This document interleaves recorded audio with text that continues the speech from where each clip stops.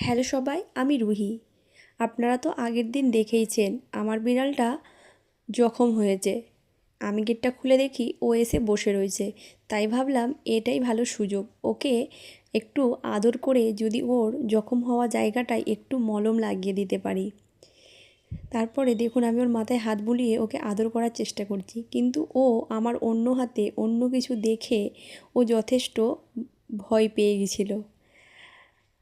ও কোনো মতেই আমাকে ওর গায়ে হাত দিতে দিচ্ছিল না, শুধু মাথায় আদরটাই খাচ্ছিল, কিন্তু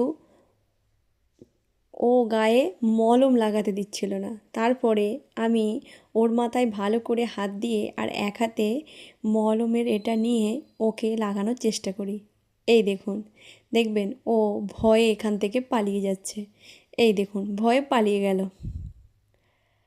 তারপরে এইদিকে এসে বসেছে, দেখছেন ওর কত কষ্ট হচ্ছে, ও বসতে পর্যন্ত পারছে না। এই দেখুন, এই জায়গাটা দেখছেন কি অবস্থা হয়েছে ওর।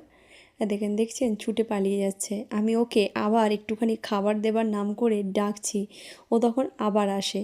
তারপরেতে আসার পরে আবারও ওকে বলি, তোর অনেক কষ্ট হচ্ছে, আমি বুঝতে পারছি, তুই একটু বস, জাস্ট আমি একটু মলমটা লাগিয়ে দিই, দেখবি তুই খুব তাড়াতাড়ি সুস্থ হয়ে যাবি। তারপরে ও আবার যখন সিঁড়িটার তলায় আসে, আমি ওর গায়ে হাত বুলিয়ে ব্যাস তখন এবার ওই জখম হওয়া জায়গাটায় মলম লাগিয়ে দিলাম। ভিডিও ভালো লাগলে city village Ruhi channel subscribe করবেন আর ওর জন্য অবশ্যই দোয়া করবেন।